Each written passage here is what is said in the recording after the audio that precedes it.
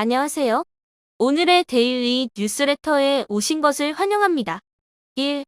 폴란드 무기 사용 계획의 세부 사항. 2. 의문의 한국 무기 영상이 빠르게 공유된다. 3. FA-52 유럽을 채패. 한번 진실을 알아봅시다. 한국하면 가장 먼저 떠오르는 단어는 빠르고 정확하다. 뭘 하든 한국이 끼면 상황이 달라지기 시작하는 것 같아. 한국은 미쳤거든. 어떤 장르에서든 한국이 연결되기 시작하면 난 스스로 흥분되기 시작하는 것 같아. 폴란드에 도착한 한국 무기 이후 유럽인들이 보이는 반응입니다. 이 밖에도 빛의 속도로 배송한 한국의 빠른 배송은 대단합니다 등이 현지인들의 반응이죠. 다들 아시는 것처럼 한국산 하면 뭐든 다 빠릅니다. 무기뿐만 아니라 음식을 주문해도 빨리 배달 오고 택배를 시켜도 빨리 배송 옵니다. 한국에서는 그것이 기본적인 서비스 마인드죠. 하지만 외국은 전혀 그렇지 않다고 합니다. 음식을 주문해도 느릿느릿, 택배를 주문해도 느릿느릿, 은행 업무 등은 너무 느립니다. 그런데 여기에 한국이 끼면 이번 폴란드 상황처럼 이야기가 달라집니다. 한국이 조금이라도 개입한다면 이상하게 주도권은 한국이 잡게 되고 한국의 빠른 업무 처리로 일은 일사천리로 진행됩니다. 그리고 이번 폴란드 역시 마찬가지죠. 제조부터 배송까지는 어디까지나 우리 한국의 전담이었습니다. 그런데 최근 폴란드 국방부 트위터에는 또 이와 관련된 게시글이 올라왔습니다. 한국의 K9 곡사포를 10일 포병 연대 병사들에게 넘겨주었고 연대 사령관은 또한 국방부 수장으로부터 연대를 포병 여단으로 전환하기로 결정했다라는 글이었습니다. 뿐만 아니라 폴란드의 월슈틴 신문은 폴란드군이 한국에서 온 K2 전차 1차분을 모라그 수비대 바르투시체 제20기계화여단 장병들에게 인도했다고 발표했습니다. 이 당시 폴란드 총리인 마테우시 모라비에츠키가 참석해 우리는 아무도 폴란드를 공격할 생각을 하지 못하도록 현대화된 군대와 현대적인 장비를 갖춘 강력한 군대를 원한다. 고 말했으며 부하 슈차크 부총리는 K2 전차는 가장 현대적인 전차 중 하나입니다. 21세기에 설계되고 제작되었으며 잠재력이 매우 큰 탱크입니다. 전투 능력과 건설 측면에 있어 우리는 한국에서 개발된 최고의 무기를 사용합니다. 다고 하면서 한국과의 연대에 대해서도 굉장히 흡족해 한다는 반응을 보였습니다. 아무래도 특수한 상황이다 보니 누구보다 빠르게 도입된 한국 무기를 최전선에 배치했습니다. 물론 이 역시 한국이 너무나도 빠르게 배송까지 완벽하게 끝냈기 때문이죠. 그래서인지 외국인들, 특히 유럽인들은 우리 한국에 대한 기대감을 숨기지 않고 드러내고 있습니다. 영상 앞에서 보여드린 것처럼 말이죠. 영상 앞에서 보여드린 것처럼 말이죠. 그리고 현재 수많은 유럽 국가들이 한국산 무기 도입이 시급하다고 말하고 있습니다. 심지어 그 국가들 중에는 유럽 최고의 전력으로 분류되는 프랑스, 영국, 독일도 포함하고 있는데요. 프랑스 언론에서도 폴란드의 한국 무기 도입과 관련해 기사가 연신 쏟아져 나오고 있다고 합니다. 최근 프랑스 언론 보도를 살펴보면 몰란드, 한국 전차와 곡사포를 첫 수령이라는 제목으로 기사를 내보낸 적이 있습니다. 해당 기사를 간략하게 살펴보면 안제이 두다 폴란드 대통령에 따르면 이 무기들은 만일의 공격을 방지하기 위해 꼭 필요하다라고 말하며 나토와 유럽연합의 회원국이자 우크라이나의 이웃 국가이며 러시아의 칼리닝그라드를 이웃하고 있는 폴란드가 한국 무기 구입에 박차를 가했다라고 언급했습니다. 그리고 이 장비들은 만일의 공격을 방지하기 위해 꼭 필요하다라고 폴란드 대통령 안제이 두다의 발언을 언급했습니다. 해당 소식을 접한 프랑스인들은 난리가 났습니다. 물론 자신들의 것을 사지 않았다고 불평불만하는 사람들이 많았는데요. 폴란드는 유럽에서 보조금을 받지만 무기 구매는 한국과 미국에서 한다. 유럽 국방은 어려움을 겪고 있어. 이 문제는 가능한 빨리 다뤄야 할 주제야. 제기랄. K2 전차가 르클레르보다 저렴한 거야? 르클레르는 더 이상 제조되지 않고 폴란드인들이 사기를 원했다면 아마 2025년은 돼서야 첫 배송을 약속받을 수 있어. 하지만 폴란드는 이미 첫 K2 전차를 받고 있어. 그리고 한국에는 프랑스 무기를 대체할 만한 것들이 얼마든지 있지라고 하면서 말이죠. 프랑스뿐만이 아니죠. 영국 또한 난리가 났는데요. 특히 한국에서 탱크와 자주포를 전달받았다는 신문기사 하나에 영국인들은 한국산 탱크가 주문 즉시 배달된 건 엄청난 장점이고, 독일산 탱크는 주문을 했음에도 아직 배송 처리가 되지 않았으니 이건 단점이 돼버렸어. 탱크가 도착하려면 적어도 몇 년은 걸릴 줄 알았는데, 우리는 여전히 독일에서 뭘 구입해야 하냐며 의미 없는 토론만 이어지고 있어. 그런데 폴란드는 벌써 결정을 내렸고 새 무기가 와버렸구나. 적어도 유럽의 누군가는 제대로 된 탱크를 갖췄네. 이건 희소식이야라는 반응을 보여주었습니다. 게다가 이제는 이것도 모자라 한국산 무기가 폴란드 최전선에 이미 배치를 시작했다고 하니 유럽인들은 마치 번갯들에 공복과 먹는다며 무슨 업무가 이렇게 일사천리로 진행되고 있냐고 말하며 다시 한번 경악한 반응을 보여주고 있었는데요. 그리고 앞서 프랑스인들은 왜 자신들의 전차를 사지 않냐면서 댓글을 통해서 비아냥거렸습니다. 하지만 프랑스 외 대부분의 사람들이 객관적으로 생각했을 때 폴란드를 비롯해 북유럽 국가들이 한국 무기를 선택하고 선호하는 이유는 다른 생산과 배송도 물론이지만 그보다는 한국 전차의 뛰어난 성능 때문입니다. 그리고 사람들은 이번에 도입된 K2 전차와 K9 자주포의 성능에 대해 궁금증을 품기 시작했는데요. 도대체 얼마나 대단하면 저장계 많은 물량을 받기로 합의했을까? 라고 하면서 말이죠. 간략하게 살펴보면 먼저 K2 후표 전차의 경우 우리 육군의 3.5세대 전차로 2014년부터 실전 배치 중인데요. 그리고 이 K2 전차는 미국의 에이브람스 전차와 함께 자주 거론될 정도로 뛰어난 성능을 지닙니다. 에이브람스 전차와 비교했을 때 에이브람스 전차는 디젤 엔진이 아닌 가스터빈 엔진을 쓰는 특성상 연료 소모량과 비용의 부담이 너무 커 아무리 미국이 지원을 해준다 하더라도 폴란드군 입장에서는 유지비가 매우 부담스러울 수밖에 없죠. 또한 K2 전차는 한국형 1200mm 활강포와 2개의 기관 나칭을 탑재하고 있으며 자동 장전 장치를 갖춰 빠르게 후속단을 장전할 수 있는 특징을 지니고 있습니다. 게다가 전투 중량 55톤, 최대 속도 70km, 항속거리 450km인 것 역시 한국 전차를 선택해야 하는 이유 중 하나로 꼽힙니다. K9 자주포 역시 마찬가지입니다. K9 자주포는 종종 독일의 PZH-2000과 미국의 팔라딘 등과 비교되곤 하는데 PZH-2000은 발사속도와 방열속도 그리고 탄약 적재량과 방어력, 사거리 등 다방면에서 우세하지만 가격에서는 K9 자주포가 크게 우세하다는 게 큰 장점입니다. 또한 K9 자주포는 K9A1, K9A2, K9A3 계속해서 개량되고 현재 공개된 K9A2는 포탄과 장력, 신관 장전 모두 자동화되었으며 분당 발사속도가 이전 모델인 K9A1의 분당 6발보다 무려 1.5배가 증대됐습니다.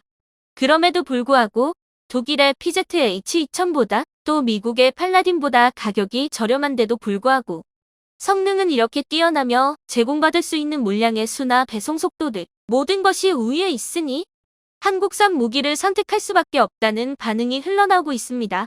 그럼 지금부터 관련 해외 반응 자세히 살펴보도록 하겠습니다. 폴란드는 우리가 지원한 2호 지원금을 통해서 한국산 무기를 구입했다는 게 너무 괘씸하다. 유럽연합은 그러려고 있는 게 아니다. 못 사는 나라를 지원하기 위해서 함께하는 게 아니란 말이야. 하지만 현 시점에서 우리가 폴란드 물량을 맞출 수는 없잖아. 그러니까 폴란드는 최적의 선택을 했을 거야.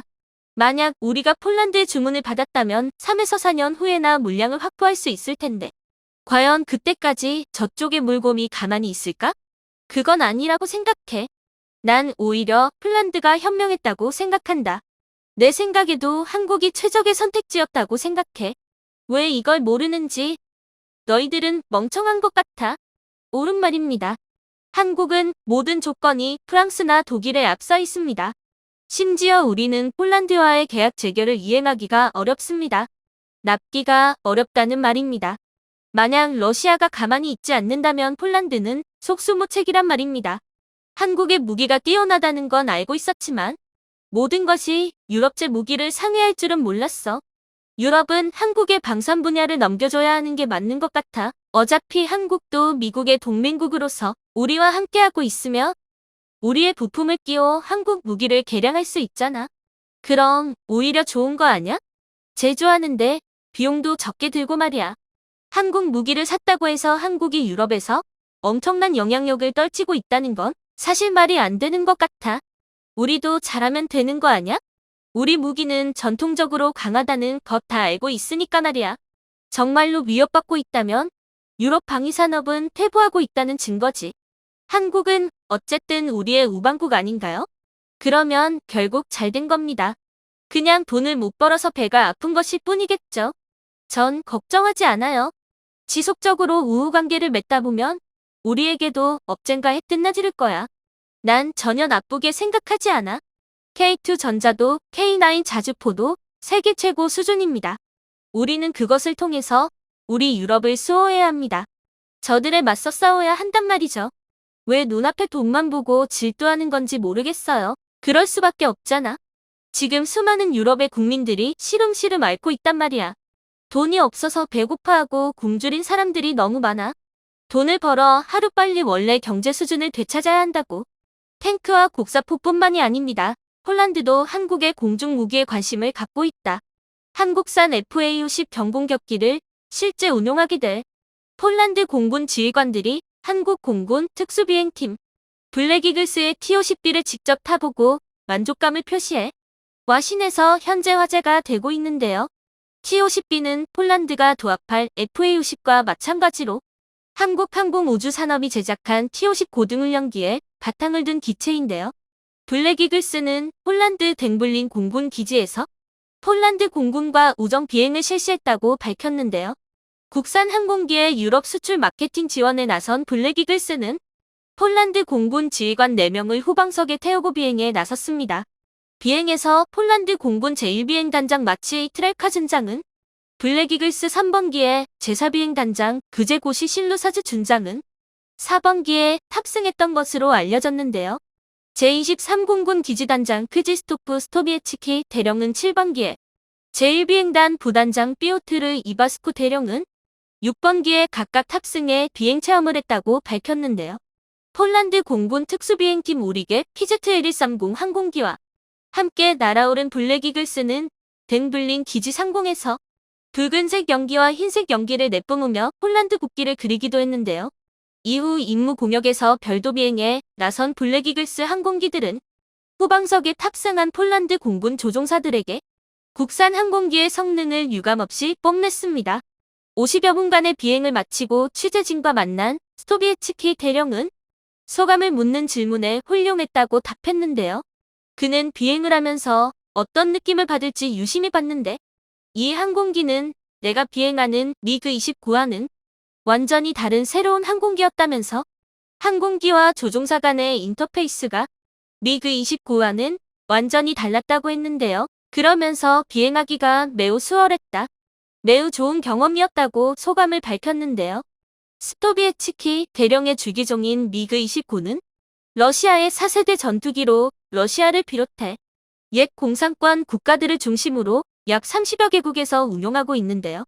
한국산 T-50은 상대적으로 최신 항공기이기 때문에 비행 편의성이나 계기판과 조종관 등에서 차이가 있다는 게 그의 설명이었습니다. 뒤이어 항공기에서 내린 트렐카 준장, 역시 판타스틱하다. 후배들에게 추천할 만한 항공기라고 생각한다고 말했는데요. 트렐카 준장이 지휘하는 제1비행단에는 국산 FA-50 항공기가 배치될 예정인데요. 한국항공우주산업은 총 계약 대수 48대 중 내년 하반기부터 12대를 우선 폴란드에 납품한다는 계획입니다. 트렐카 준장은 미그-29 전투기뿐만 아니라 냉전시대 전폭기 임무를 수행했던 수호-22 조종 경험도 갖고 있는데요. 그는 T-50은 내가 조종했던 항공기들과 전혀 달랐다면서 컴퓨터 기반 시스템과 플라이 바이 와이어가 인상적이었다고 전했는데요.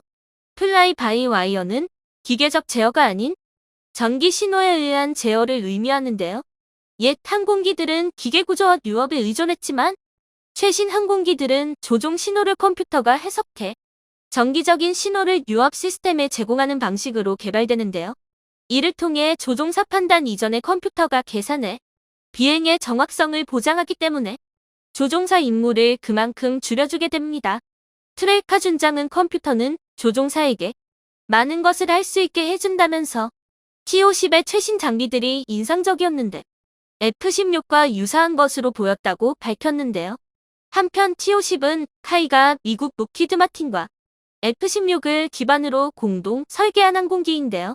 카이는 지난 6월 록히드 마틴과 전략 협약을 맺고 공동 글로벌 마케팅을 진행하고 있는 상황인데요. 폴란드에 뒤이어 말레이시아 정부 대표단이 최근 방한해 한국산 경공격기 FA-50 도입을 위한 실사를 진행한 것으로 확인됐는데요. 폴란드에 이어 한국산 방산무기의 말레이시아 수출이 가시화한 것으로 보인다는 전문가들의 견해가 이어졌습니다.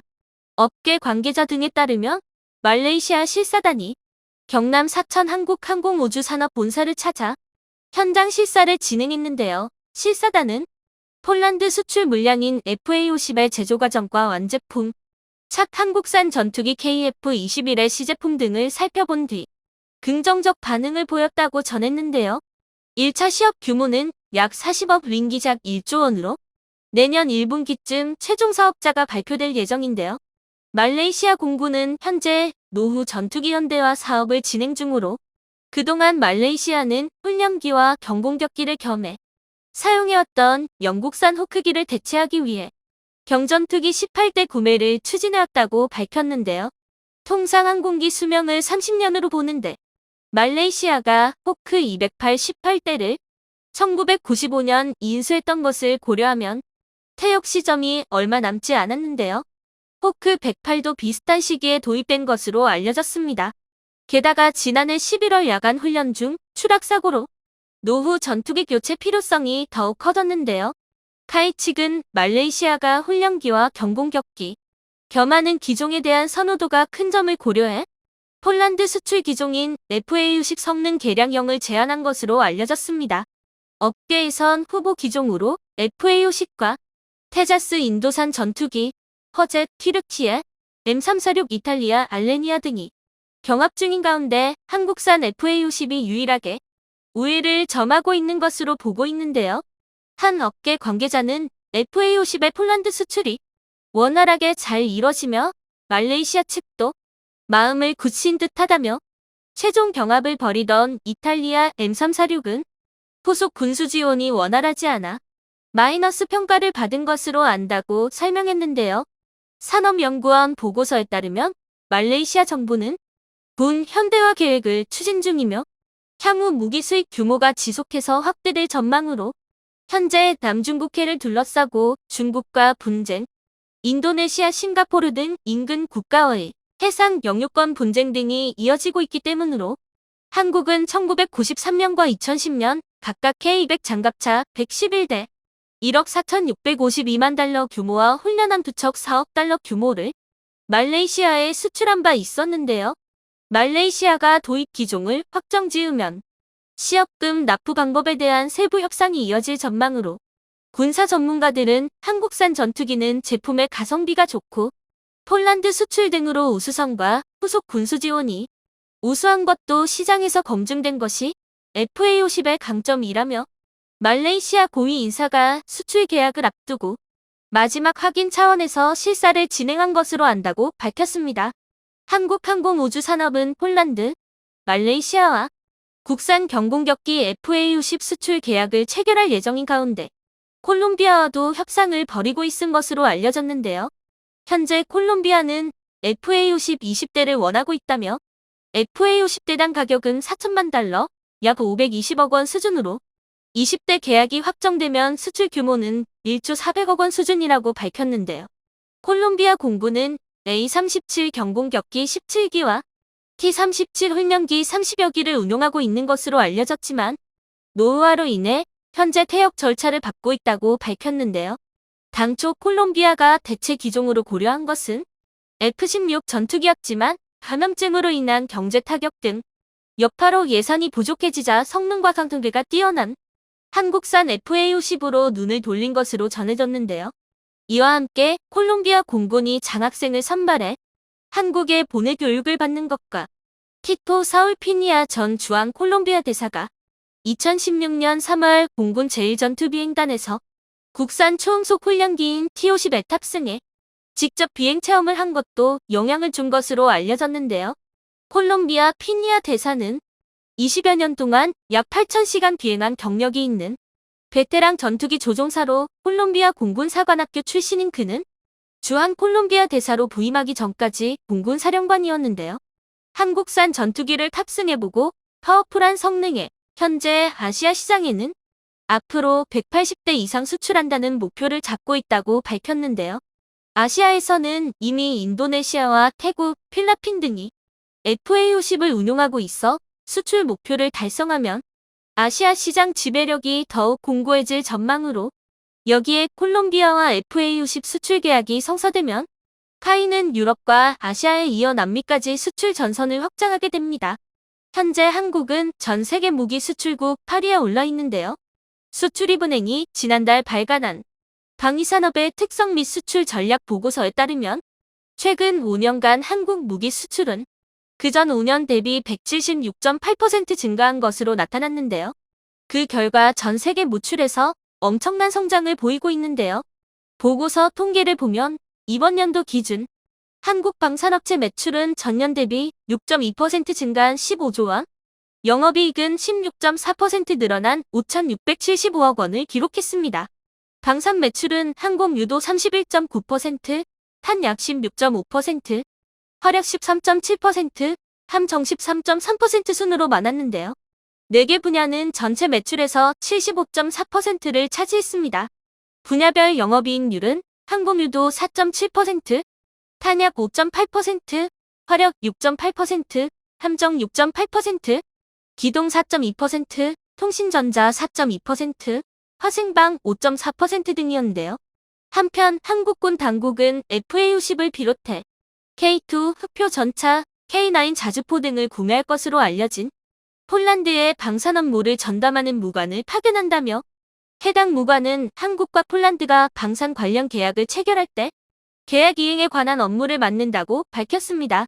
군 관계자는 계약 이행 과정에서 발생한 다양한 변수에 대처하고 관리하는 게 중요하다는 판단에 따른 것이라고 설명했는데요. 이러한 한국의 무기 수입을 한 국가들 입장에서는 확실한 한국의 AS 시스템에도